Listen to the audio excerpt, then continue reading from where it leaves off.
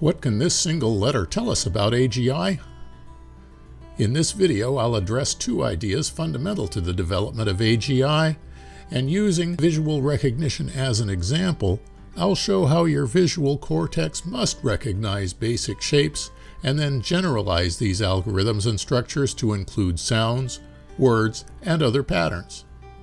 Specifically, I'll draw conclusions about the AGI questions of how your brain stores information and why attention is a key feature of intelligence. Biological plausibility is key as I contemplate an AGI which mimics human thought.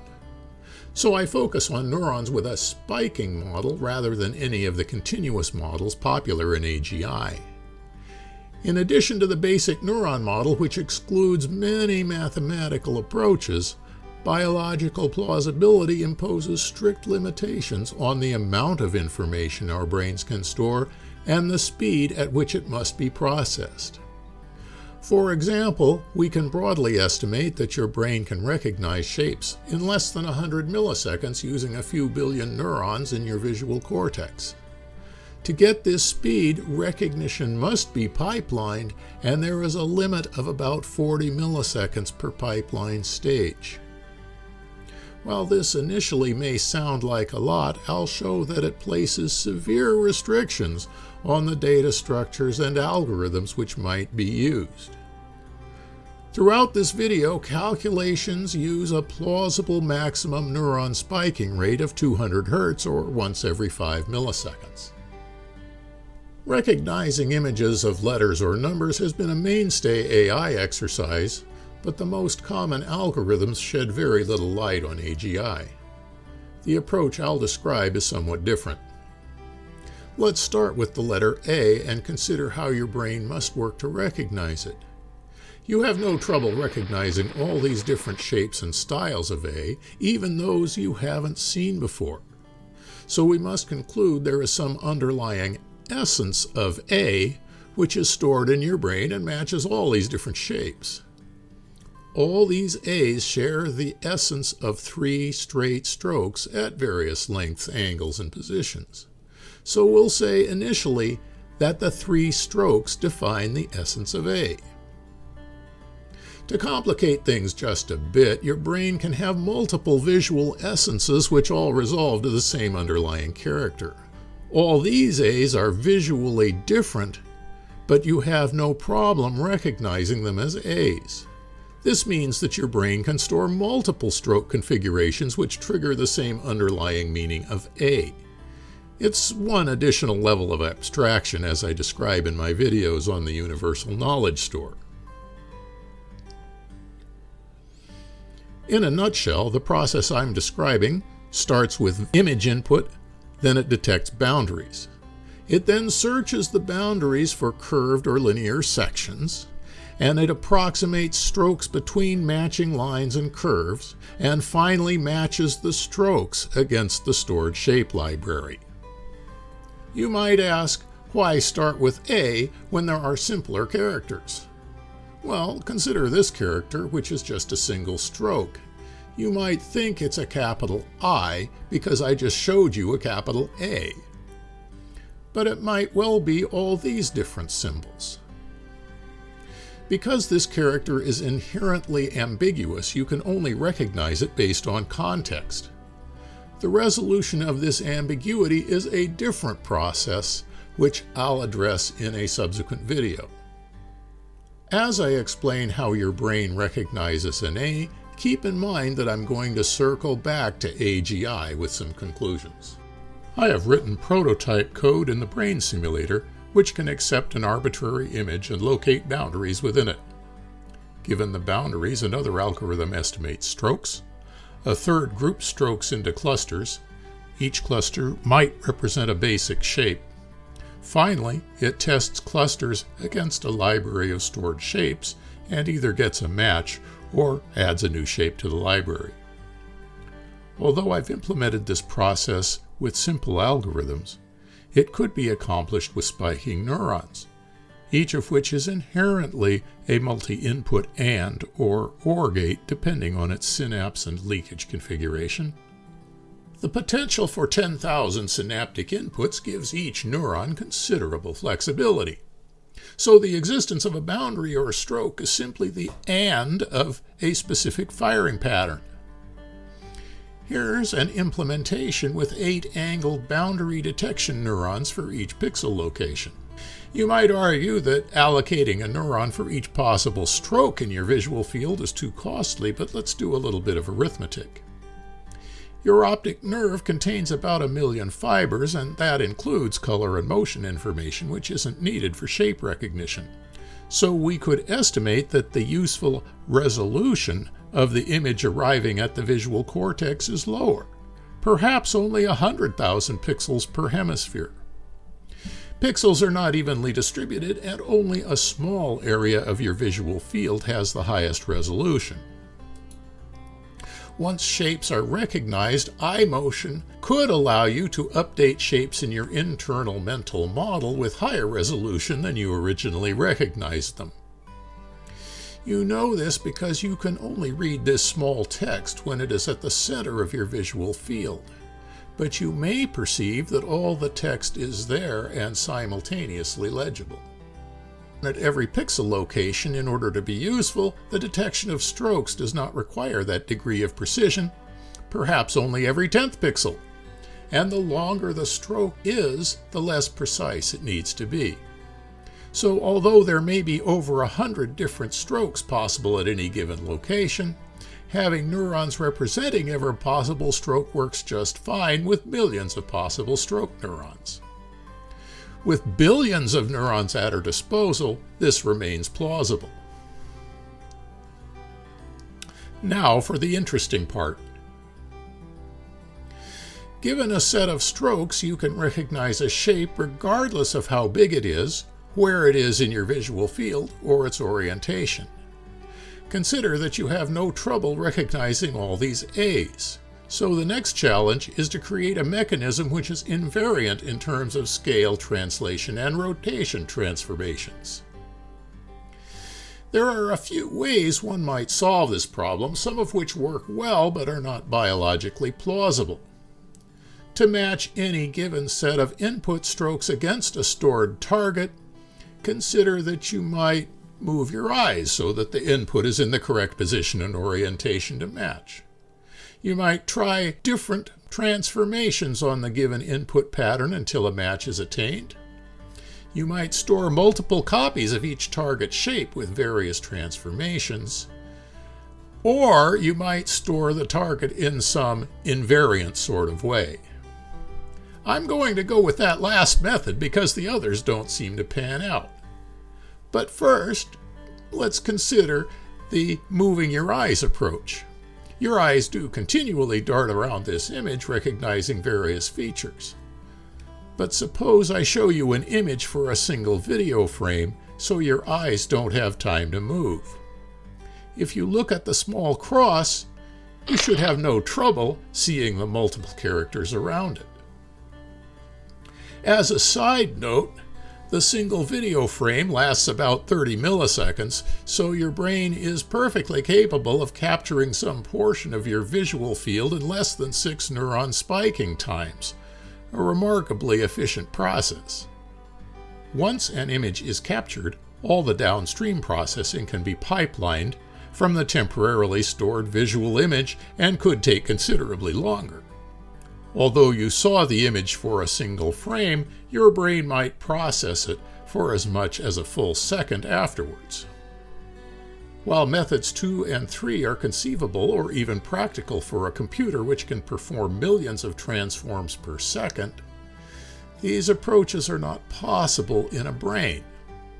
Consider working with a minimum of 10 different possible orientations, 10 different sizes, and at least 10 different offsets of both x and y. This means potentially trying to match each input cluster with 10,000 different transformations to get a match.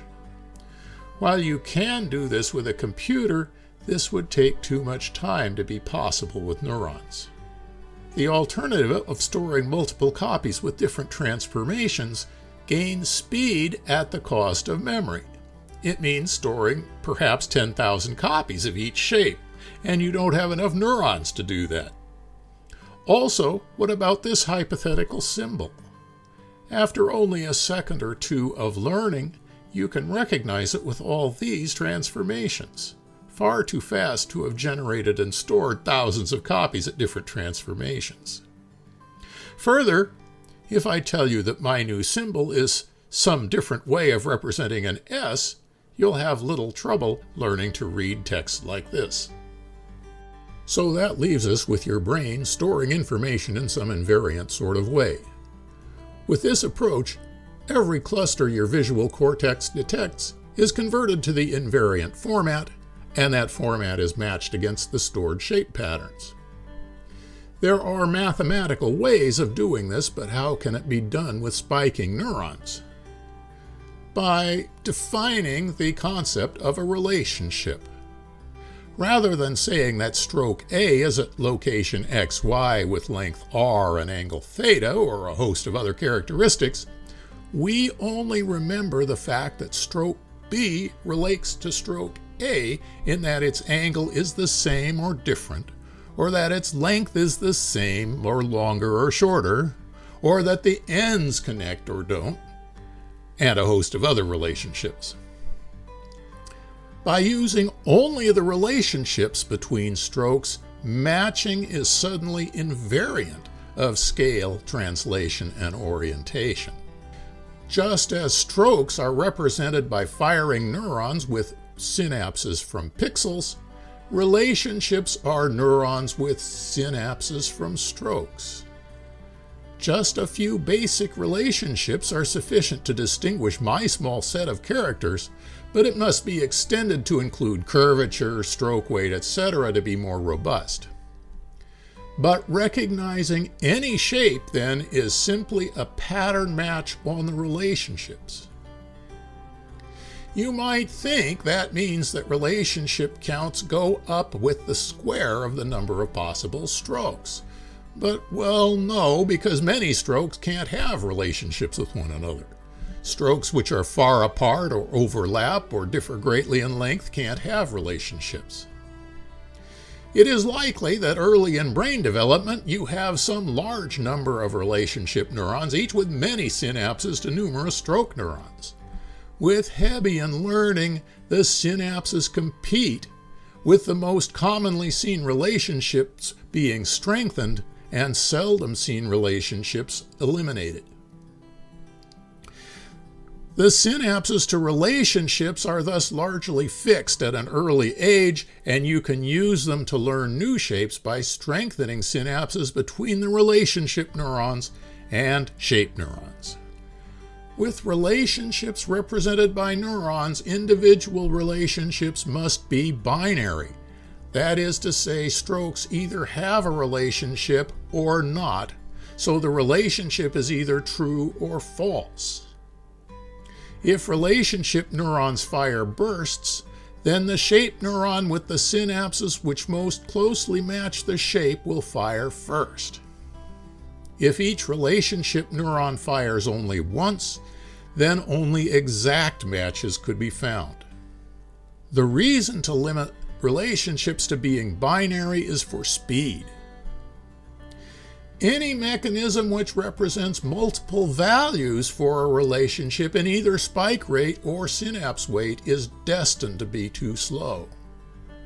Consider the difficulty of determining if two neurons are spiking at the same or different rates, or determining if two synapses have the same or different weights. In the brain simulator, I have implemented a solution to the first problem with numerous neurons, but I think the second problem is impossible.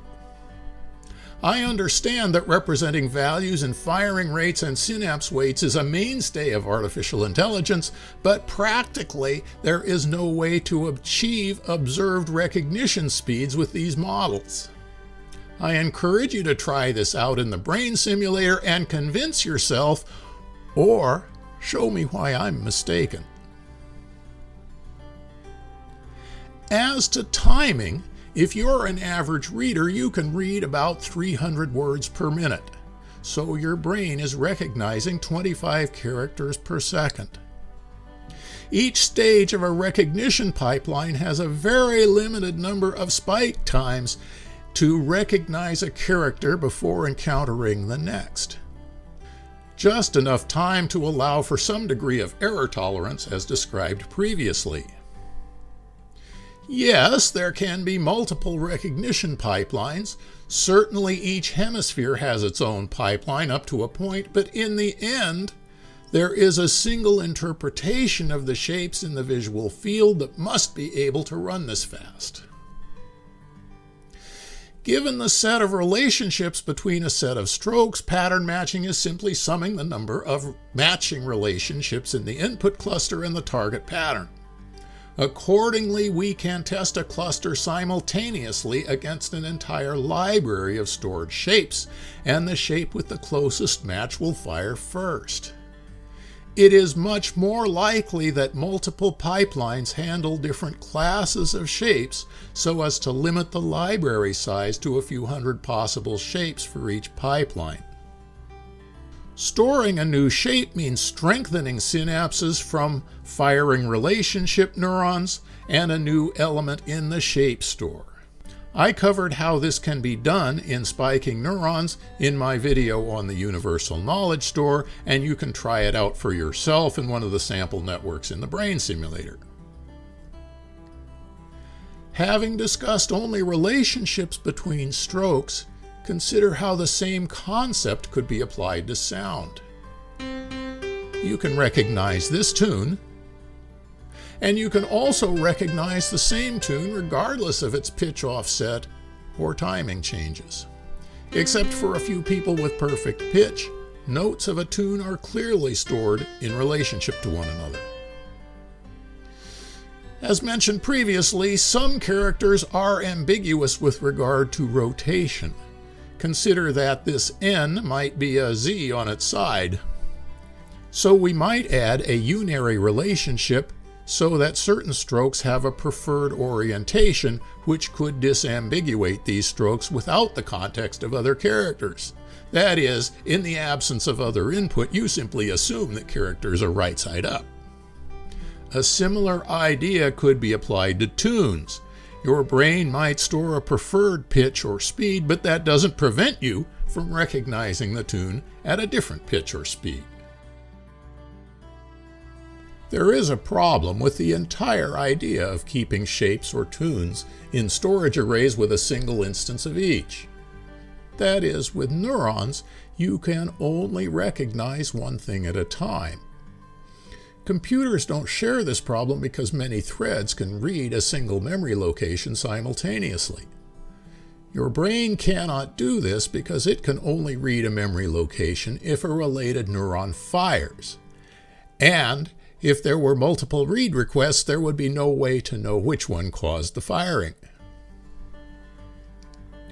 If the A is tested against the library of stored shapes, your brain can determine which shape it is in a few milliseconds. But it must test multiple shapes serially, and that introduces the concept of attention. If your brain only pays attention to one thing at a time, then it can store a single instance of the essence of A, for example. Your attention flits around quickly, and the recognized shapes build your internal mental model of your surroundings. Your consciousness perceives your surroundings from the model, and so you perceive that you can see and recognize everything simultaneously. This is entirely plausible given that your brain can recognize 25 characters per second.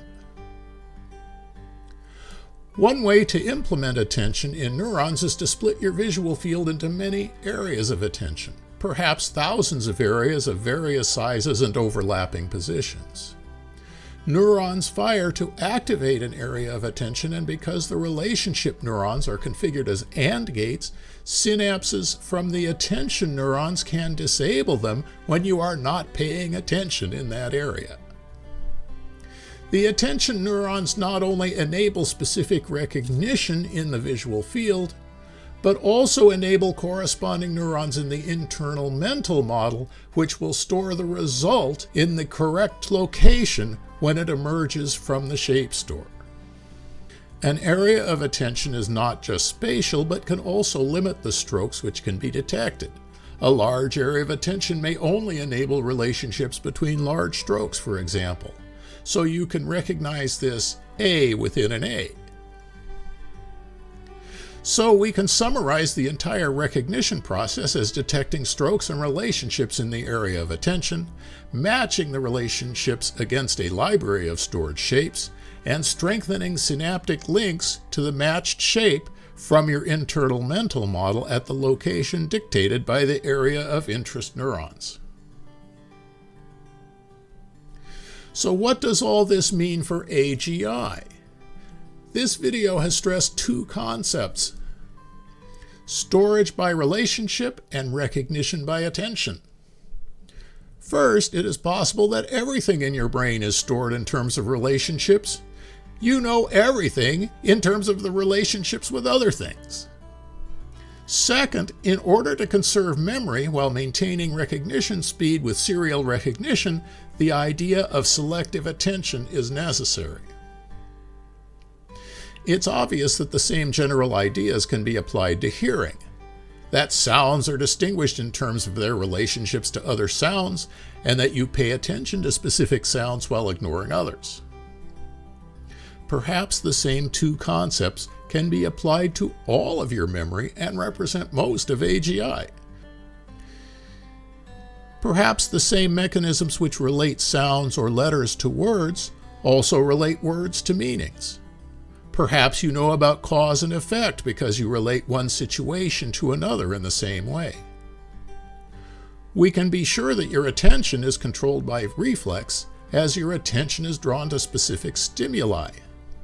But your attention sequence can also be learned as you scan text in the right order. And finally, your attention can sometimes be under conscious control, and perhaps this allows you to think about things and imagine others. I think that's a really interesting direction for future research. If you learned something from this video, be sure to share it with your colleagues. I would also appreciate comments, subscribes, and likes, which help me to create additional software and videos for this future AI YouTube channel. And once again, thanks for watching.